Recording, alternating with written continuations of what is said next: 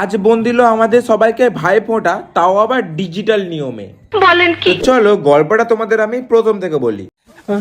তো তোমরা আগের ভিডিওতে দেখিয়ে নিয়েছিলে যে আমার পিসিমণি দিচ্ছিল পিতাশ্রী কাকাশ্রী এদেরকে ফোঁটা। এবারে ছোট কাকা বাড়িতে আসতে না পারার জন্য পিসিমণি ভিডিও কলে ছোট কাকাকে ফোঁটা দিচ্ছিল, মানে পুরো ডিজিটাল ভাই, ডিজিটাল। আর কাকাশ্রী বলছিল যে গিফটটা তুই কিসে নিবি, আমি তখন বলে দিয়েছি তুমি গিফটটা আমার ব্যাংক অ্যাকাউন্টে পাঠিয়ে দাও অনলাইনে।